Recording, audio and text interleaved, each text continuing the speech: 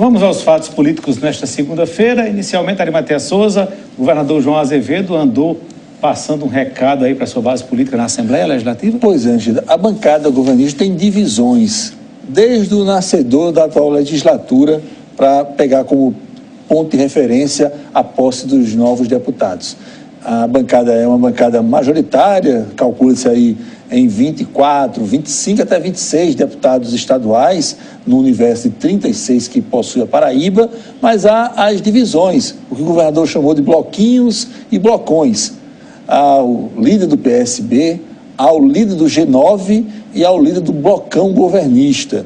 Segundo João Azevedo, na solenidade hoje em João Pessoa, essa divisão da bancada, da base governista, não é promissora, não é desejável, e ele disse que, apesar de não interferir nas ações do governo e também na tramitação de matérias do Executivo na Assembleia Legislativa, não é desejável que isso permaneça, bloquinhos ou blocões, na expressão do próprio governador João Azevedo. Segundo ele, em breve, ele espera que isso seja diluído e o governo tenha apenas um bloco, o bloco da base governista, atuando de forma coesa no Poder Legislativo da Paraíba. Isso explicando, G9 é um grupo de 9 deputados da base governista, mas que diz atuar com independência em algumas matérias que tramitam naquela Casa Legislativa.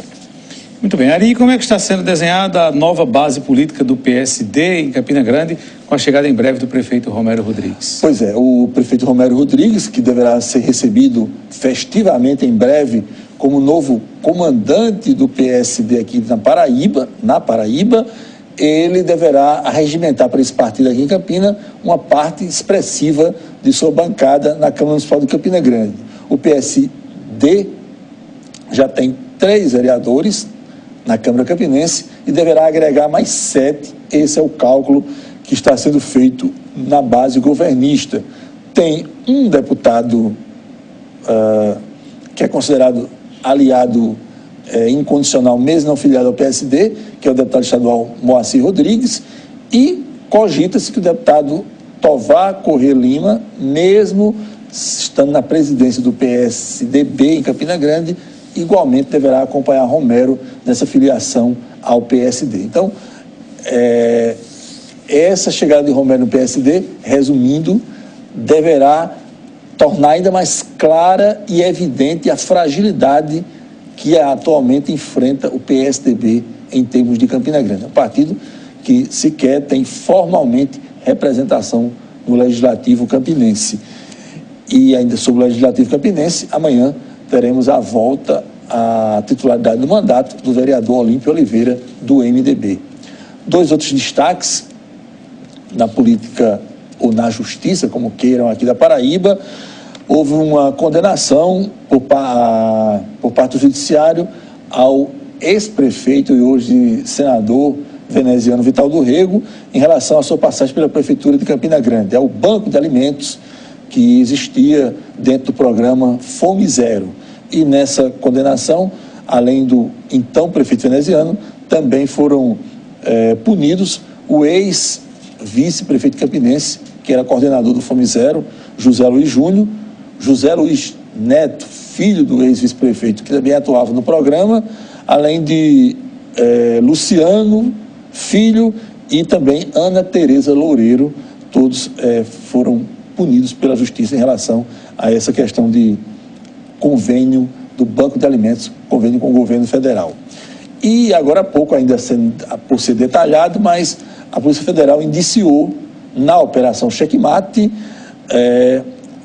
o Leto Viana, ex-prefeito de Cabedelo, Luceninha, ex-prefeito de Cabedelo, e mais 18 pessoas dentro dessa Operação Checkmate. Só lembrando, é uma operação cuja essência, o núcleo dela, era a compra de mandatos na cidade de Cabedelo, ex-prefeitos e de vereadores, para inviabilizar a chegada de novos investimentos naquela cidade, particularmente a construção de um novo shopping center na cidade de Cabedelo, naquela estrada de Cabedelo, João Pessoa Cabedelo.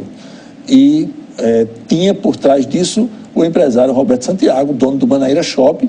É um shopping que fica ali às margens da BR-230 e ele não queria concorrência naquela estrada rumo a Cabedelo e operou financeiramente e politicamente para inviabilizar a chegada de qualquer tipo de concorrência. Isso acabou virando um escândalo de natureza financeira, de natureza política e também de natureza administrativa. Mais um escândalo, né? Bem, vamos agora às novidades da política, direto da capital federal, lá em Brasília. Também há a versão de que é o contrário, que o Centrão está pressionando o governo para que Aguinaldo seja o líder do governo na Câmara Federal. Outros destaques nacionais, em Minas Gerais, a operação da Polícia Federal constatou indícios fortes de que houve fraude na campanha de candidatos a deputado estadual e deputado federal pelo PSL de Minas Gerais. Isso, segundo a PF, ficou evidente na prestação de contas encaminhada à Justiça Eleitoral. E como pano de fundo aí dessa apuração, tem o ministro do Turismo do governo Bolsonaro, o Marcelo Álvaro. Hoje foi um dia de desmentidos também do governo, desmentidos e recuos. Numa solenidade do agronegócio em Ribeirão Preto, no interior de São Paulo, o presidente Bolsonaro anunciou uma linha de crédito de R$1 bilhão para a área do agronegócio, para a área da agricultura. No meio do discurso, virou-se para o presidente do Banco do Brasil e disse: presidente, seja mais cristão e reduza ainda mais os juros que o Banco do Brasil vai cobrar desse pessoal aqui. E aí, minutos depois, nesse mundo interligado que nós temos, esse mundo conectado, as ações do Banco do Brasil, por conta dessa frase do presidente, desabaram nas bolsas de valores, principalmente a Bolsa de Valores de São Paulo, reflexo ainda em bolsas de valores de outros países, mas fundamentalmente na Bolsa de Valores de São Paulo. E um dos técnicos da Receita Federal declarou que, dentro da reforma tributária que o governo está pensando em implementar, as igrejas seriam taxadas dentro dessa nova base tributária. E, novamente, no final da manhã, o presidente Jair Bolsonaro voltou a desmentir, dessa vez, o seu auxiliar no Ministério da Economia, dizendo que não está em cogitação tributar templos religiosos. A gente está sendo o governo dos desmentidos, né? É o ministro que desmente o presidente que desmente os ministros. Todo dia é uma coisa, né? E assim caminha o Brasil. É impressionante. Olha, na audiência do Itararé Notícias agora,